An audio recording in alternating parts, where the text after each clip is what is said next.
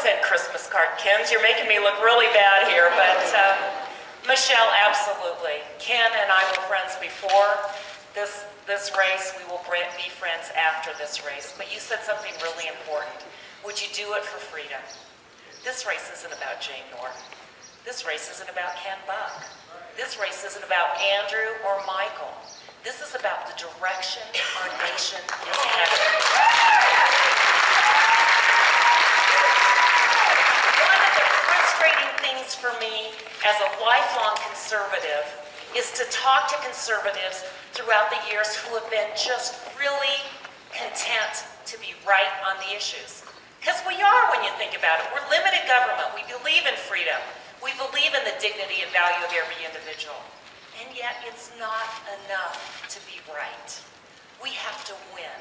Because if you don't win, you can't govern. And if you can't govern, you can't change the direction our nation is headed. And that's what this campaign about. And if it's not me, and I sure hope it is, I hope each one of you will support me. But I know that there are others who are going to support Ken. But on August 11th, folks, it is to beat the Democrat and take back conservative values for our country.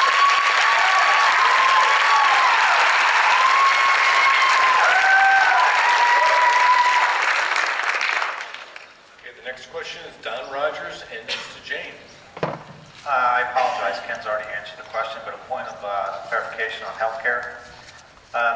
You say that we need to rip OCare out by its roots. On a radio appearance with Ross Kaminsky, you said, realistically, I don't think we can repeal it. But the makeup we're seeing right now, even if we're able to put conservatives in all seats, we won't be able to repeal it because of the president's veto power. So is ripping it out by its roots overriding the vetoes, or is it defunding a portion of it? Yeah. That's a phased-in question. I do not believe we're going to do it in 2010, but you don't give up on the mission, and that is to take out the whole thing. So in 2012, when we elect a conservative president, then we will be able to be in that position. But there are two really important things going on right now, and first is the legal challenge that my friend and endorser, your Attorney General, John Suthers, is working on. John is working on the legal challenge that says, is it constitutional for your federal government to require that you purchase a private product? I stand with John and other attorneys generals and 5 governors in this nation in saying we need to ask that question. So we have the constitutional legal challenge, and we also have the veto power, the appropriations power. So what we do is starve the beast. In the meantime, before we can repeal it.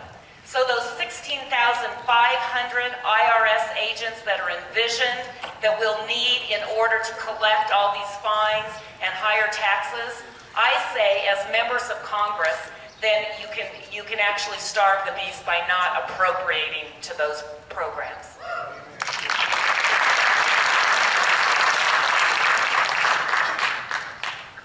We won't have the ability to repeal until 2012, but I think there are things that we can do and at least make sure the Democrats are on record with votes, and one of them is tort reform. We have got to force the issue of tort reform on the Senate floor. We've got to make sure that Democrats, especially Democrats who are up in 2012, are voting on tort reform. We've got to propose our free market solutions to Obamacare to make sure that the American public is educated about where we want to go in 2012.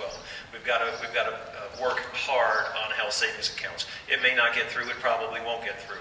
But the American public has got to know that the Republicans are not the party of no.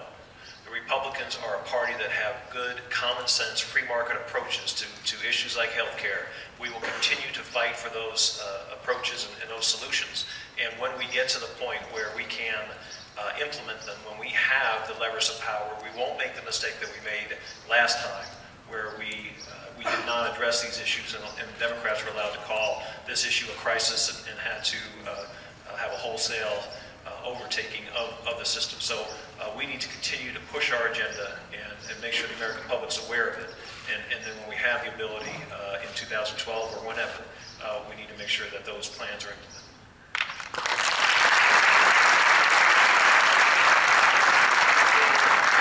Our final panel question this evening is from Jeff Crank, and it's to Ken. Ken, our president has shown an uncanny ability to push forward, I guess you could say, whether we like it or not.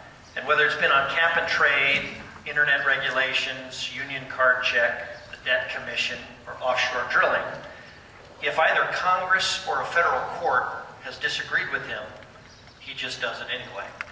And he'll ask either the EPA, in the case of cap and trade, to implement regulations, or when a federal judge issues a stay in a ban on drilling, they ignore it. They appeal it, but they've also said, we'll just issue a new one.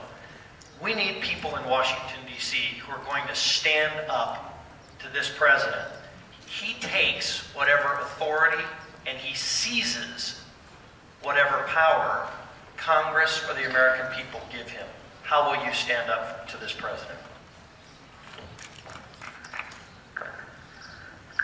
Well, let me talk about the fact I have a history of standing up, and I think it is a real important issue.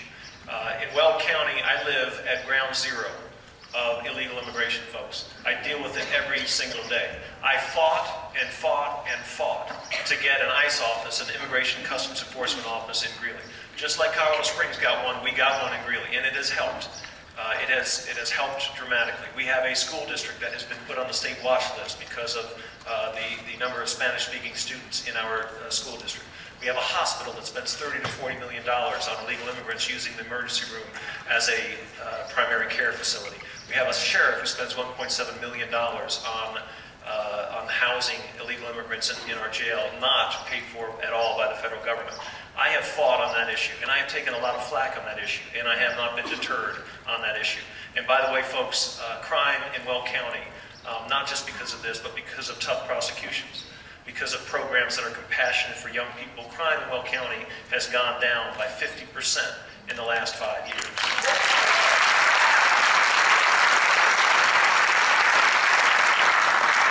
That doesn't happen without standing up. And I think what we're talking about in this situation is standing up to a president that has, or at least had, immense popularity. His popularity has decreased, but he had rock star-like popularity when he came into office.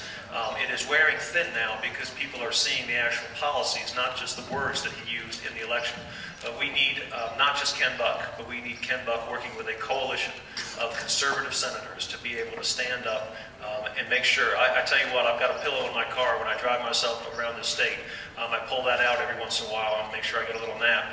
I will bring that pillow with me because you can expect Ken Buck to be the chief filibusterer in the United States Senate.